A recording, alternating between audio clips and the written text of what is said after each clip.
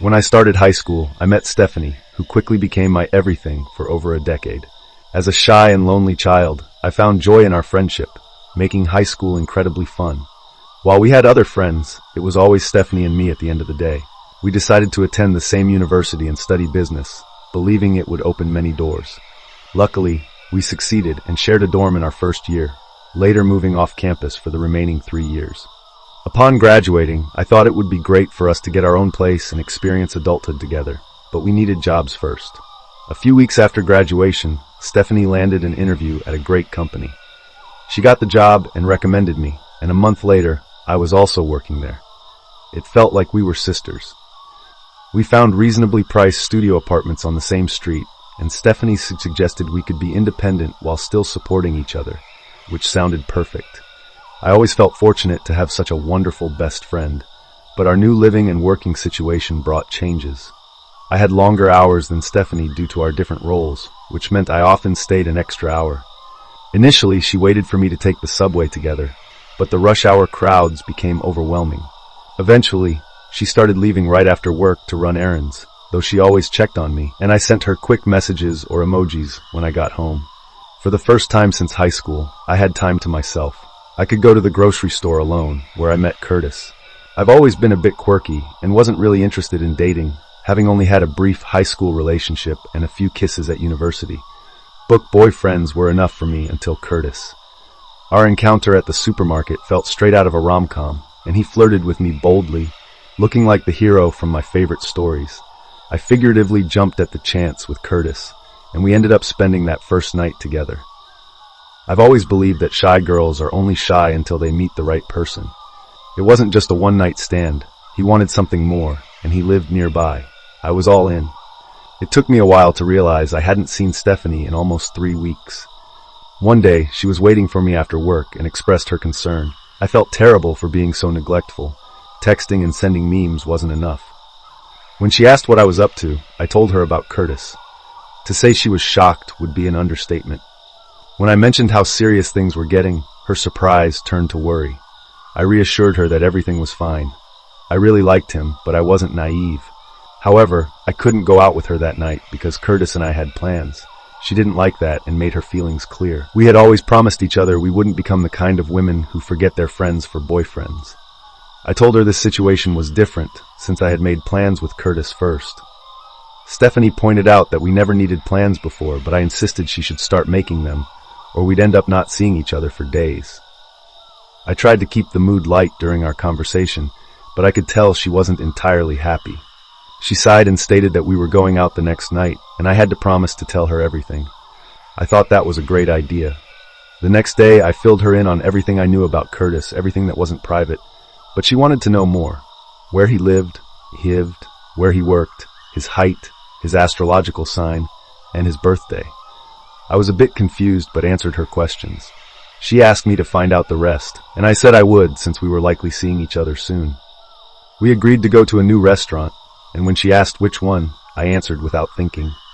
Believe it or not, she showed up on our date uninvited. Curtis and I were already seated when she appeared, creating an awkward silence. I looked at Curtis, biting my lip, and he got the hint and invited her to join us. I didn't like that. The next day at work, she came to my cubicle and suggested having a girls' night at my place soon. I loved the idea because I wanted to find a way to tell her that crashing our date wasn't cool. I was unsure if it was a big deal, considering our long history. We had our girls' night, which was fun and filled with laughter.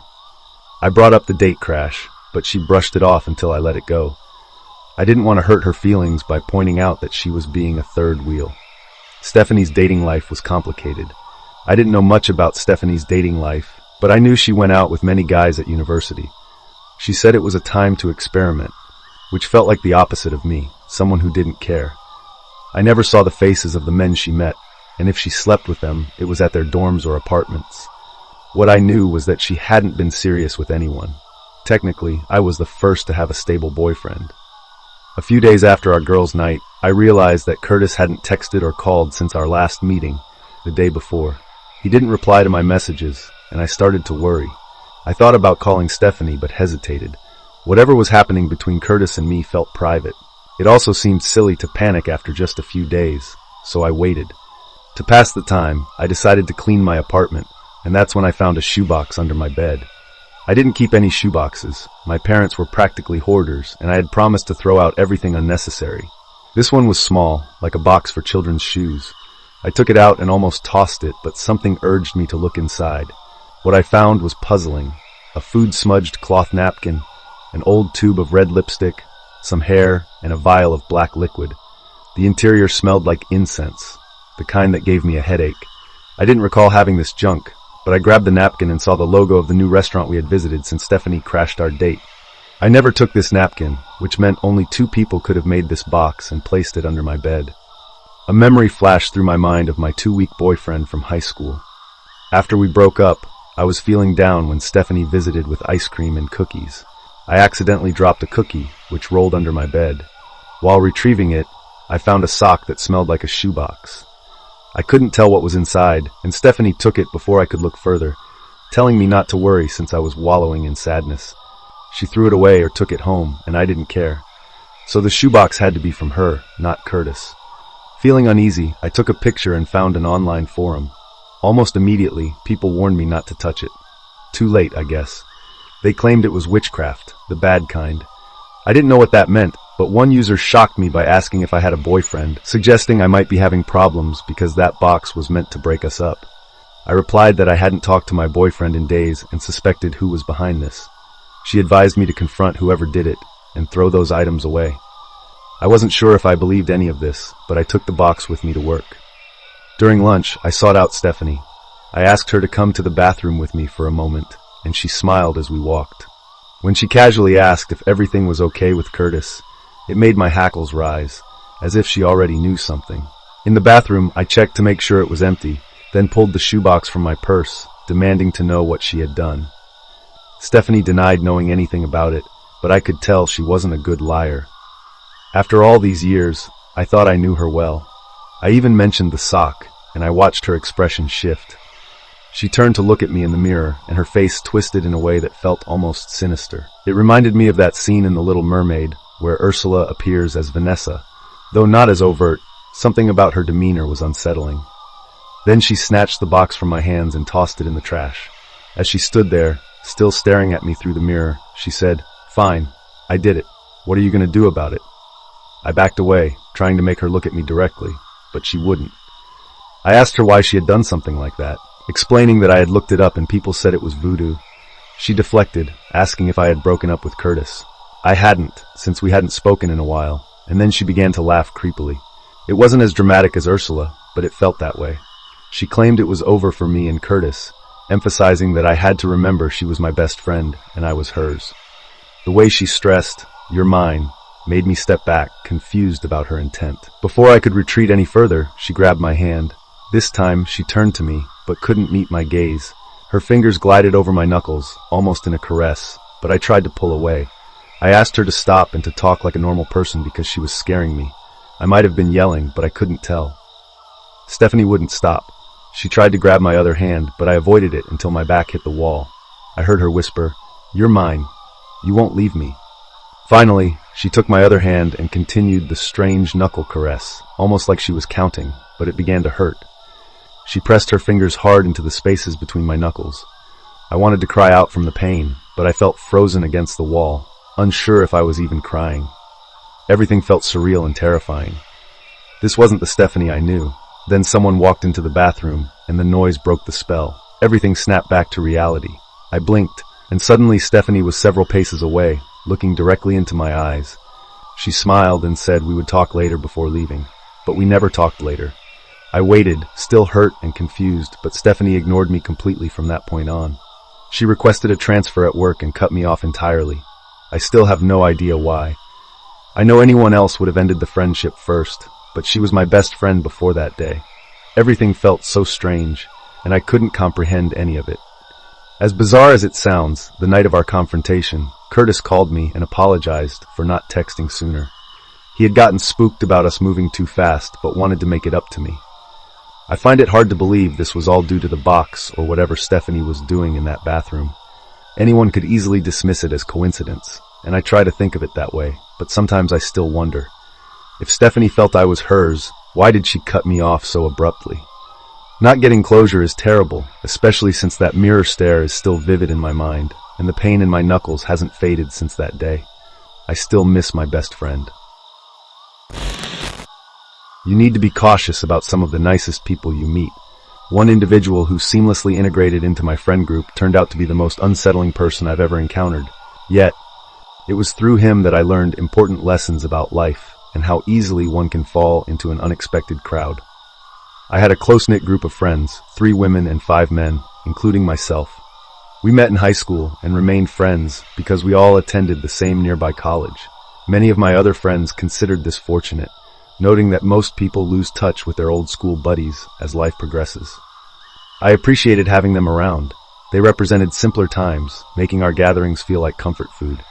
When we were together, my worries about the future and current responsibilities faded away. In our mid-20s, some of us dated and introduced new partners, but those individuals never truly joined our circle. This changed when my friend Richard introduced us to a man named Francis, his coworker. Francis was incredibly charismatic, not in an over-the-top way, but with a quiet confidence that made you feel like you were the only person in the room. Although I'm attracted to women, there were moments when I questioned my feelings around him. He had a habit of touching people, nothing inappropriate, just a hand on the shoulder or a friendly pat on the back that created an instant connection. We all took a liking to him more than any other newcomer, and soon he was joining our hangouts regularly. His stories were captivating, filled with adventures from his youth, running away from home, sneaking out to see a girlfriend his parents disapproved of, and much more. We were all engrossed, and it wasn't just what he shared, but how he reflected on his experiences. Francis explained that his rebellious days ended in college when he met inspiring people and began to see life as an opportunity to help others. While that was a lovely sentiment, many people are often too busy or exhausted to lend a hand. But Francis was different. When our friend Hannah was fired for attempting to report a handsy coworker, we discussed it in our group chat. I suggested we find a lawyer to sue the company. That's when I noticed Francis had joined the conversation, typing a message. He reassured Hannah, saying he knew people who could help her find a new job. True to his word, within 2 weeks, she secured a new position with a higher salary and benefits. Once settled, she chose to move on without pursuing legal action, and we supported her decision. At that point, Francis became the hero of our group. When another friend, Tina, needed to move, he brought over some of his friends to help, ensuring no one had to spend a dime. I couldn't assist due to a bad back, but his generosity was impressive. It seemed Francis had helped each of us at one point or another, despite our short time together. He quickly became our go-to person, and his presence shifted the dynamics of our friendship group. Francis took charge of planning our outings, and initially we welcomed the change from our usual routine. However, one evening, when Hannah expressed a craving for our go-to buffalo wings, Francis insisted on trying a local Vietnamese restaurant instead. That's when I started to feel uneasy. I also wanted wings, but I didn't want to go against Francis at that moment, not for any particular reason, but I felt uneasy that he was trying to support a small restaurant while we wanted to stick to our usual franchise. Ultimately, we chose Francis's suggestion, and while the food was exotic and aromatic, it wasn't something I could enjoy regularly. Hannah wasn't happy either, so I tried to lighten the mood by reminding her how many times we'd had wings and that it was nice to try something new. I agreed with Francis about supporting local shops, and she cheered up. We moved on, though I couldn't shake the feeling that something was off. Life in our group continued as usual. Our third female friend, Ellen, introduced us to her boyfriend, who was nice, but we weren't great at welcoming new people, so we figured we wouldn't see him often. Before long, Ellen broke up with him after just 2 months, which was unusual for her. Ellen was serious about relationships. She didn't date unless she was looking for something long-term, and often vetted guys thoroughly. I asked Richard what happened when Francis took us to a quirky Brazilian barbecue with karaoke. While everyone sang, Richard told me that Ellen had ended things because of Francis. I asked if there was something between her and Francis, but Richard explained it wasn't like that. Francis had noticed Ellen's boyfriend checking out too many women at the club, and knowing some people who knew him, discovered he wasn't who he seemed. Francis spoke to Ellen, and a few weeks later, she broke up with him. Richard was relieved that Francis had caught that, saying Ellen didn't deserve to be heartbroken. I felt uneasy about the whole situation. I suggested that Francis shouldn't have interfered, and should have let things unfold naturally. Richard disagreed, saying he was glad someone in the group cared enough to protect the girls. So far, Francis had been the one to help them the most. I thought he might have feelings for one of them, but it didn't seem likely since he never flirted with them during our hangouts. Richard noticed my skepticism and insisted I should be grateful to Francis too. I acknowledged that I was, especially since my parents' basement had flooded recently and their insurance didn't cover it. Francis found people who worked for almost nothing and helped gather the funds my family needed. I told Richard he was right, and I was thankful to Francis, despite my concerns. This must have been why everyone agreed to the next outing Francis suggested. At our friend Ali's house, he announced we should save a weekend for his annual glamping trip. I groaned because I hated nature.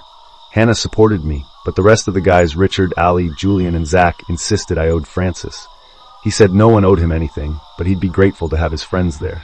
I felt nervous. I couldn't refuse after that. I glanced at Hannah, Ellen, and Tina, who all shrugged.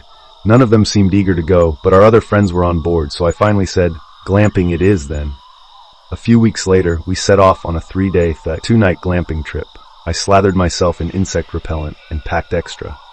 After 5 hours of driving, we reached Francis's chosen spot. It was remote enough to smell the pine trees, which made me feel better, but my idea of glamping was very different from his. The tents didn't look glamorous at all. The rickety beds seemed unsafe, especially for my back. The only upside was a nearby building with actual toilets and showers. The girls complained to Francis about his idea of glamping, but he reassured them that it was much nicer than real camping. He had chosen this place specifically for the bathroom facilities to ensure their comfort. Looking back, I realized this was a deflection.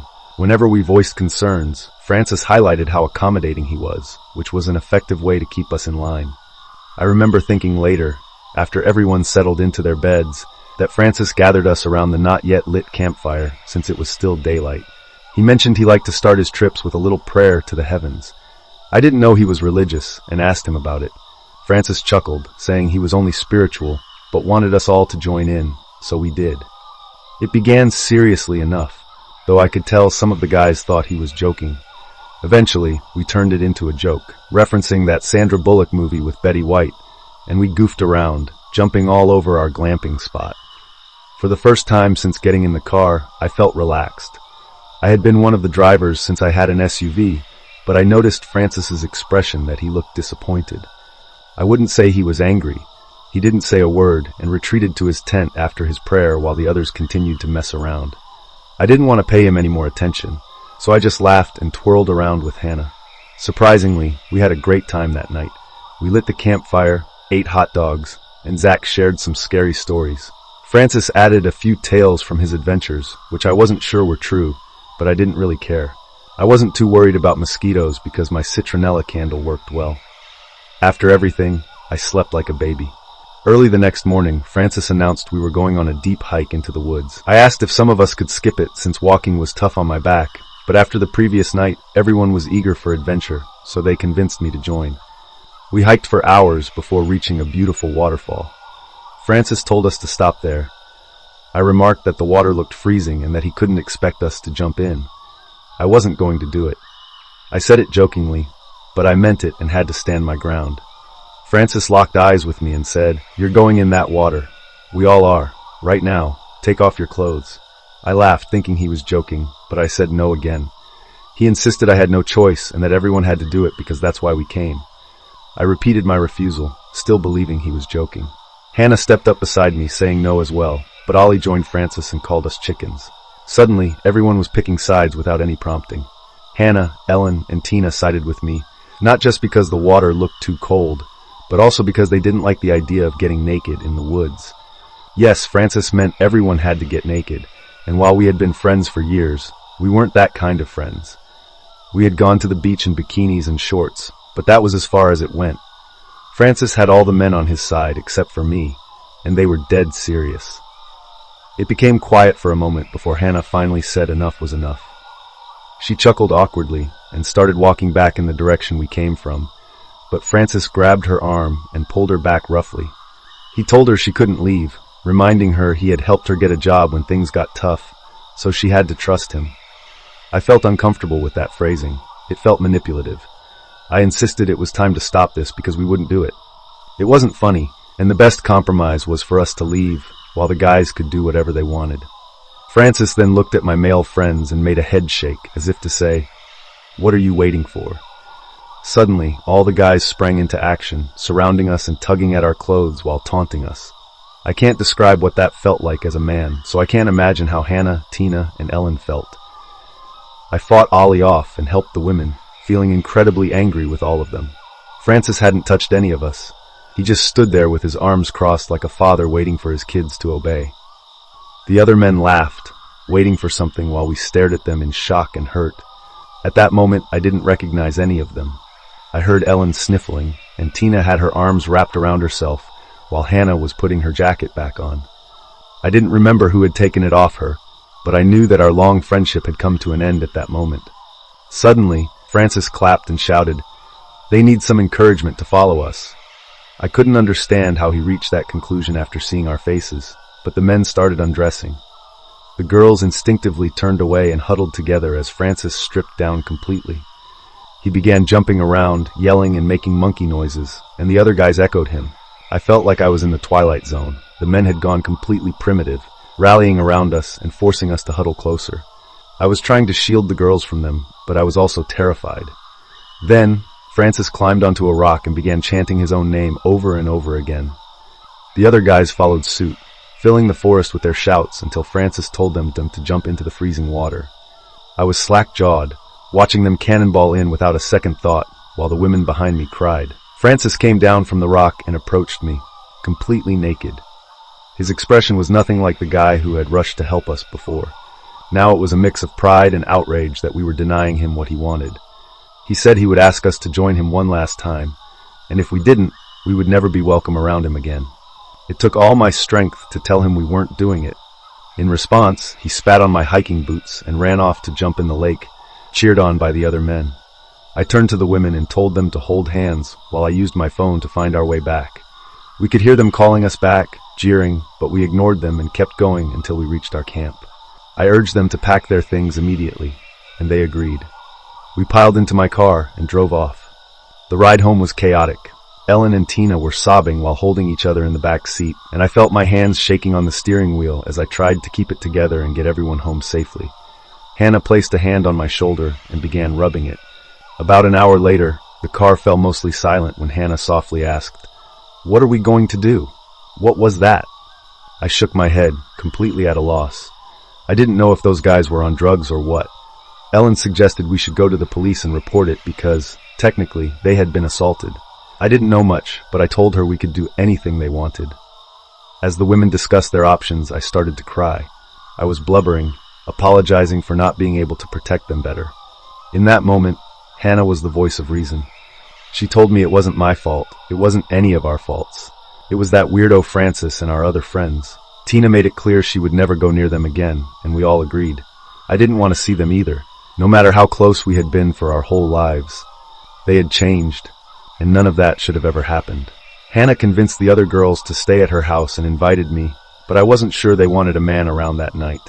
Instead, I offered to pick them up the next day and take them to the police if they wanted. In the end, they decided against it because Hannah called her cousin, a lawyer, who advised that the police probably wouldn't take action. It would just seem like a harmless game of skinny dipping among friends. The following day, I joined them for lunch at Hannah's house, and we discussed everything further.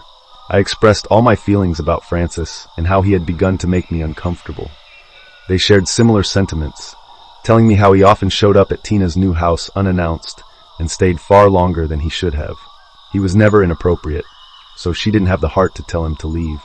Ellen opened up about her breakup with the guy Francis didn't like. It turned out that Francis had spoken with her new boyfriend behind her back and convinced him to break up with her.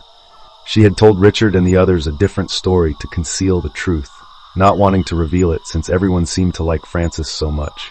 I felt a surge of anger toward her at that moment. If she had been honest, maybe we could have done something, but I kept quiet. By the end of lunch, we all agreed that our friend group was effectively over. It was bittersweet, but it was the right decision for everyone. I went home unsure when, or if, I would see any of them again. We all just needed space. That evening, Richard called me, but I didn't answer. We had all left the group chat, and I even blocked them individually. Ollie came to my door, but I wouldn't open it. A few days later, Francis knocked, and I got close to the door, telling him to leave or I'd call the police. I warned him that the women would do the same, and that he was a psycho who needed to exit our lives for good. To my surprise, he actually left. The other guys eventually stopped trying to reach out and didn't contact the girls either, as I expected. We all lost touch. I had other friends, so I was never truly alone, and although I struggled for a while after that trip, I managed to work things out. Thankfully, my life is pretty solid now. Ellen managed to reconcile with that boyfriend, and I saw on her Instagram that they're getting engaged. Hannah quit the job Francis got her and moved abroad. She's the one I text the most, though it's not often. Tina is doing well too, having just settled into a new house with her partner. As for the men, I don't hear from them. Whenever I feel curious, I remind myself of that hike and avoid checking their socials. I've heard about Francis though. He's become a motivational speaker on social media, and people around here seem to know him. I try to ignore his fame for my own mental health. I still can't comprehend what came over all of them that day. I maintain the theory that they might have been on drugs. Some of them experimented from time to time, but their bizarre behavior that day just doesn't add up. I felt like I had hit the lottery when I met my boyfriend's family. From day one, his mother was incredibly nice and welcoming, eager to include me in family traditions, even though I was just his girlfriend at the time. His father was a bit quieter and more traditionally masculine, but he was pleasant enough. It all felt beautiful, and things only got better when my boyfriend proposed. I invited my mother-in-law, along with my mother and sisters, to nearly every wedding event. She cried when she saw me in my dress at the fitting, and her speech at the wedding was one of the most beautiful things anyone has ever said to me. My own mother told me I was the luckiest girl alive to have such wonderful in-laws, especially since my paternal grandmother was quite difficult. She never really accepted my mother. As it stood, my future children, if I chose to have them, would have both sets of grandparents, which thrilled my mom. To keep things clear, I'll use some fake names. I'll call my mother-in-law Lucinda and my husband Eric. We're a Caucasian-American family, and this all happened in this century. Neither family was particularly religious. My husband's family were Protestant Catholics, but not regular churchgoers, and my family only went to church for weddings. So there weren't any significant clashes or signs of what was to come. I can't pinpoint a moment when things changed. It all happened gradually, like the proverbial frog in boiling water. Eric and I had a fantastic honeymoon in the Bahamas, where we talked about everything and nothing. I made it clear I wanted to wait a few years before having children because I was considering graduate school. We only discussed these topics in general terms, but after marriage, we needed to set some ground rules to clarify our future direction. Eric fully supported my decision to wait, suggesting we save money for a better house, which I thought was great. When we returned from our trip, we fell into our daily routine as a married couple. I should have noticed changes that I overlooked while we were dating. I began cooking all the meals, and Eric became increasingly sloppy. He had always enjoyed cooking for me, but now he was leaving things around, not washing dishes, and telling me when he needed laundry done and what I should make for dinner. I recognized these as red flags, but it was easy to ignore them in the post-wedding bliss. I was also busy with work, researching graduate school applications, and figuring out how to balance everything. By the end of that first week back, I was completely exhausted. I looked forward to a relaxing Sunday in bed, but instead, Eric dropped the bomb that his parents were coming for lunch, and I needed to prepare the house. I asked why he hadn't told me sooner, and he claimed he thought he had. He then informed me that this would be our new weekly routine, as his mother wanted us to have regular lunches or dinners together to stay connected. I told him I would have been fine with that if he had discussed it with me earlier, especially since I was still recovering from a hectic week. Eric suggested that if I didn't want to do it, I should call his mother and let her know. I was furious. Honestly, I loved Lucinda so much that I wouldn't dare do anything to upset her. I got up from bed and told Eric that if we were working hard on a Sunday, he needed to help, and he agreed. Lucinda and her husband, let's call him Anthony, arrived after I spent the morning preparing a lovely lunch. Meanwhile, Eric decided to mow the lawn. I suppose that was something. When we sat down to eat, Lucinda was eager to hear all about our honeymoon, and we laughed as we shared stories. After lunch, Eric and his father went to the back patio to drink and chat, leaving me with all the dishes. Fortunately, Lucinda volunteered to help, and I gratefully accepted. Feeling comfortable, I confided in her about some issues I was facing. I mentioned that Eric had become sloppier since our marriage, and she just laughed, saying, That always happens to men when they get married. I asked her how she managed to change that, and she looked at me oddly, not understanding why I wanted to. She told me I simply had to go along with it because being married meant taking care of my husband. I laughed, thinking she was joking. There was no way this wonderful woman was sharing something so outdated. But when I looked at her again, she wasn't laughing. Lucinda was staring at me intently, and I felt a chill run down my spine. "I'm not kidding," she said, her annoyance clear. She explained that for years it had been her job to care for her husband and questioned if I was looking down on her. I shook my head, shocked that she would interpret my laughter that way. I explained that I was working just as hard as Eric and that we should share household responsibilities. Lucinda squeezed my arm a bit too tightly for comfort, but not enough for me to complain. She said, "This marriage and when you have kids, it'll be harder. You need to prepare for that. I want my grandkids to grow up in a good home." I tried to loosen her grip and said that was fine, but Eric and I had discussed waiting to have children. The pressure in her grip increased, and she asked what I meant. I told her we agreed to wait because I was going to graduate school. Finally, she released my arm and threw the dish plate she had been drying into the sink, startling me with the noise. She insisted I couldn't wait to have children. I was getting too old. I guess at 28, I was considered old, and I needed to start having kids immediately or they would come out. Well, she used a crude term. Then she lectured me about women prioritizing the wrong things. According to her, a career wasn't important for a woman. Family was what mattered. I already had a college degree and a good job. Why would I need anything more? I had accomplished everything, and it was time to focus on the future. Don't get me wrong, I wasn't swayed by her outdated views, but I was in shock that she would say such things to me.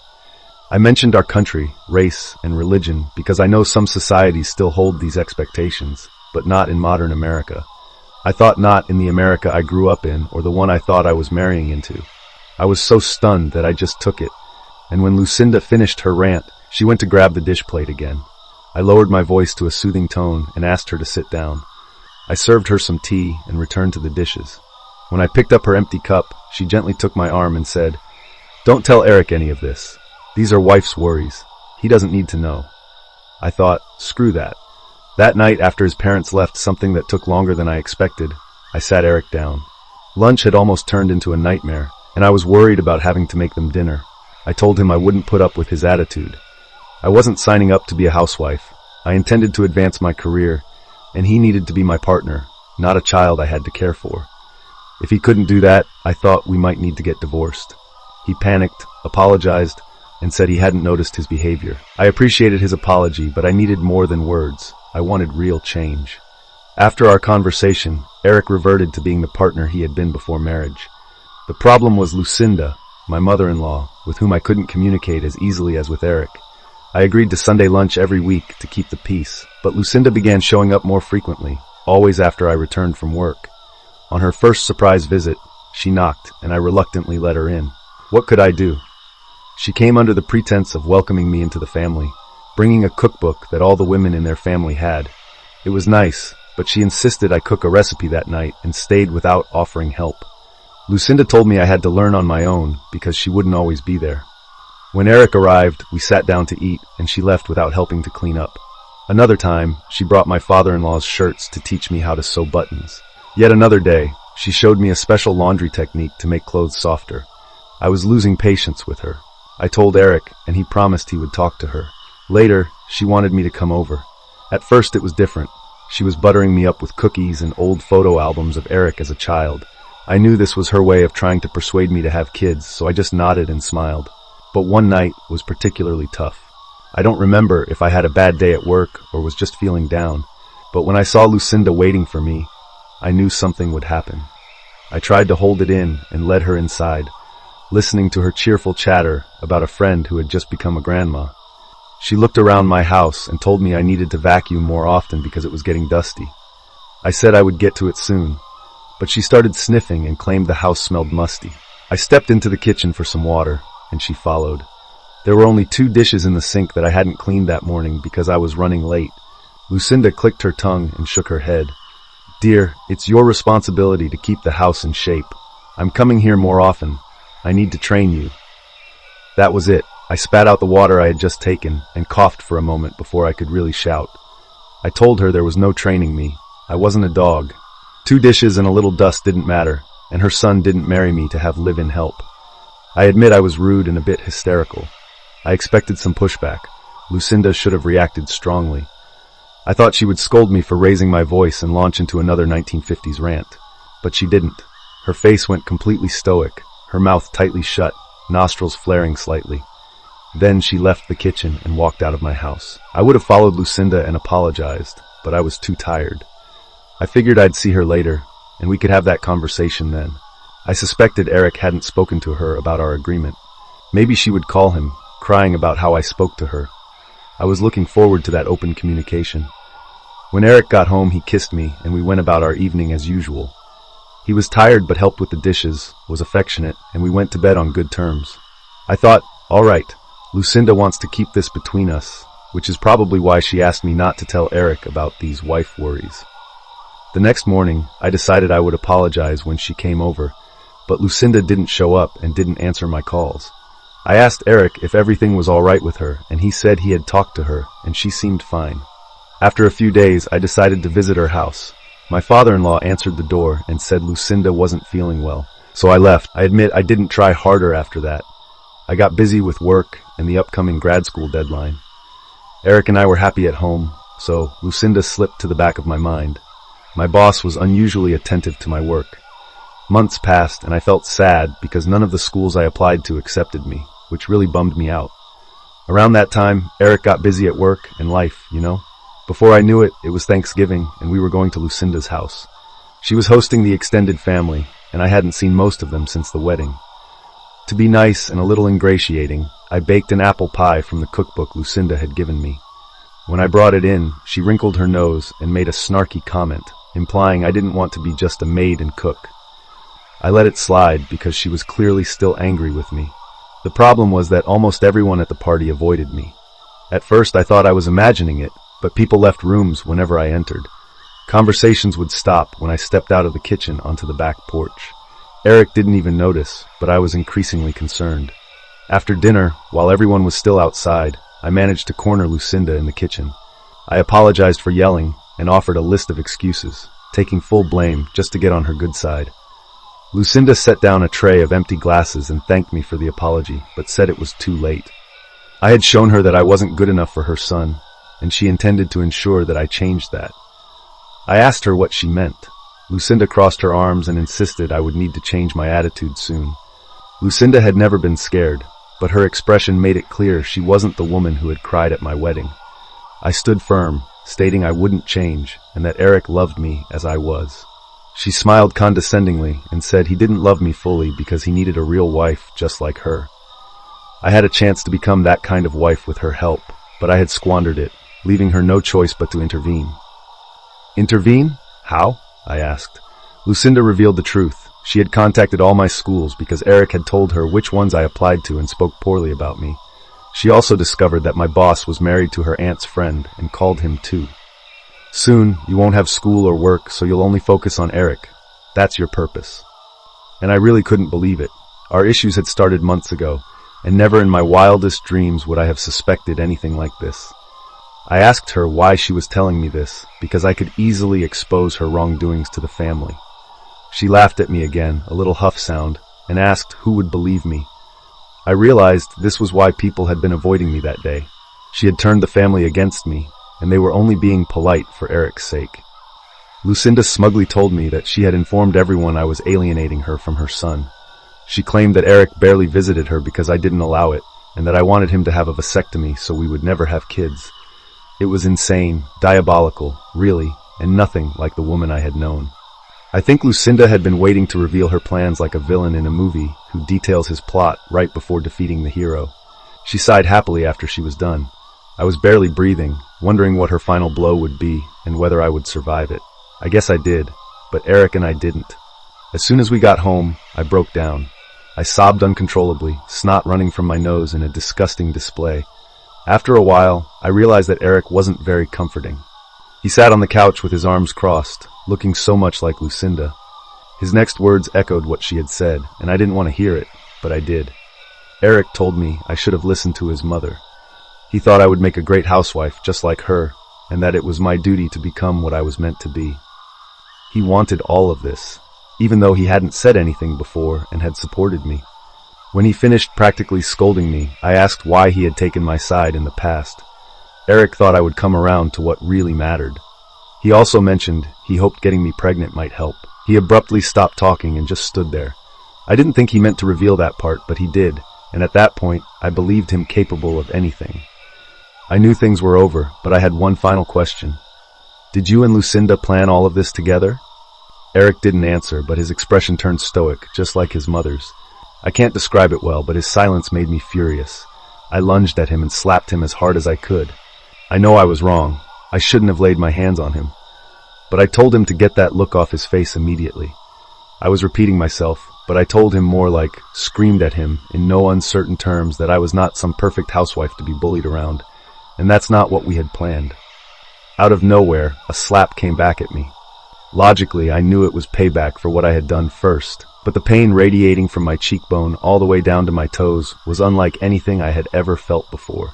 I wanted to fall back down on my butt and sob some more, but the look of hatred in Eric's eyes stopped me in my place. I wondered if he would hit me again, but he shook his head and just left for the night. I didn't know whether I had been stupid not to leave earlier, as soon as his mother started acting weird, but I wasn't going to be an idiot any longer. I came from a family full of strong women who would tell me to walk away. It was just so bittersweet. The entire last year of my life, the dream wedding, the honeymoon, and the family I had started to make was over. I packed my bags and was ready to go in less than an hour. When Eric returned as I was getting my car ready, I braced myself for something, but we just stood outside, staring at each other. He gave me a parting shot saying, "You'll never find anyone like me." And of course, he was right. I found someone even better. Ironically, as time went on, I became a stay-at-home mom. But I have a real partner who wants me to be a real parent. Once he gets off work, he's there for me. I did go to graduate school, and I hope to get back to my career once the kids are older. Oh, and I quit that job almost immediately. I am sad to report that I believe Eric and Lucinda found themselves a little Cinderella to exploit. But to make a long story short, they're not my circus, not my monkeys anymore. Did you enjoy this content? Share your thoughts in the comments below. Support us with a like and subscribe so our channel can reach more people. Thanks for watching until the end.